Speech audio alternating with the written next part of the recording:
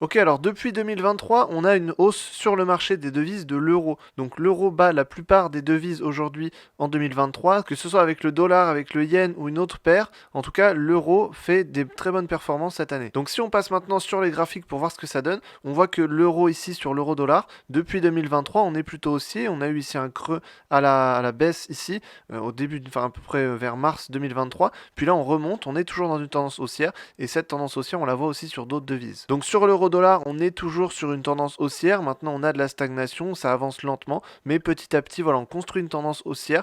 Et donc c'est pour ça qu'on peut rester, à mon avis, haussier sur l'euro-dollar pour les prochaines semaines, voire même les prochains mois, parce qu'on a une hausse qui, voilà, qui est légère, qui est lente, mais qui se fait quand même. Donc on est en train de construire une tendance haussière. Si on regarde sur le GBP USD, pareil, on a à peu près le même mouvement. On avait un grand range ici, il est cassé ensuite par le haut. Donc ici, on a plutôt une tendance haussière. On casse des résistances par le haut. On a à nouveau cassé une résistance par le haut ici. Donc on a une tendance haussière qui est intéressante. On a sûrement une correction qui pourra arriver pour justement confirmer ce niveau, marquer un pullback, puis ensuite repartir à la hausse. Donc là, voilà, on a une tendance qui est intéressante. On a une bonne tendance haussière qui se construit. On casse des résistances à chaque fois. On revient dessus pour marquer des pullbacks. Donc là, c'est simplement ce qu'on pourrait faire là-dessus. Ensuite, si on regarde sur l'or, alors sur l'or, on a pareil une tendance haussière qui est en train de se construire. On est surtout dans un range ici entre 1960 et 2060 ici. On a un range qui commence à se créer. Donc pour l'instant, on est toujours dans une dynamique plutôt haussière, mais quand même beaucoup stagnante. Donc on a beaucoup de stagnation, beaucoup de range,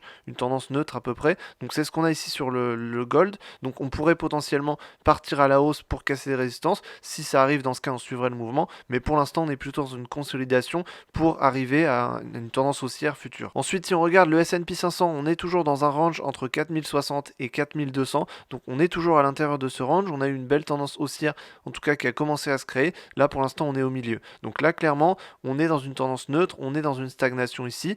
On le voit aussi sur le CAC 40. On a commencé à consolider. Donc pareil, sur les indices, on était en tendance haussière et là on est vraiment en consolidation. Donc le S&P 500, on consolide, on est sur des niveaux intéressants. Si on repart dans une tendance haussière, ce sera des niveaux intéressants. Mais pour l'instant, on est dans une consolidation sur le CAC 40 également et sur les autres indices aussi. Ensuite, si on regarde sur le pétrole, alors le pétrole, on avait des mouvements intéressants puisqu'on avait une tendance haussière ici, un mouvement haussier qui était bien parti avec ici ce gap. Donc là, on avait un vrai mouvement haussier qui était très fort. Ensuite, on en avait parlé justement de combler ce gap, donc avec une tendance baissière, une correction. Finalement, on est venu corriger et on est venu chercher le niveau de support ici des 72. Donc on est venu sur ce niveau et là on commence à rebondir. Donc là c'est intéressant, on est dans un range, on était déjà dans une consolidation ici donc sur ces niveaux-là. Là on part dans une consolidation un peu plus large, un peu plus basse, mais pour l'instant, tant qu'on n'a pas franchi les 80 à la hausse, voire ensuite les 88 à la hausse, on reste dans une tendance en consolidation. Donc là on est sur la partie haussière de la consolidation jusqu'à 80 et ensuite jusqu'à 88, mais pour l'instant on reste dans une consolidation entre 88 et 72. Donc on a forcément des niveaux d'achat qui sont intéressants en bas du range et des niveaux de vente qui sont intéressants en haut de range. Si on regarde ensuite les crypto-monnaies, alors sur le Bitcoin ici on n'a pas des mouvements très intéressants, on a surtout de la consolidation.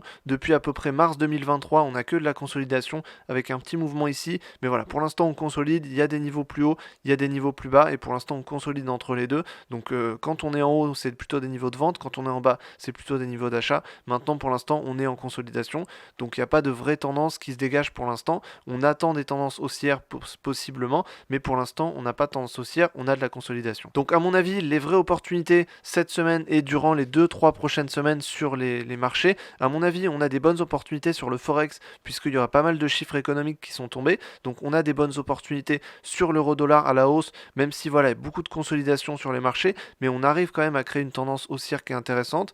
Sur le GBP USD, on a également une bonne tendance haussière qui est intéressante aussi à trader.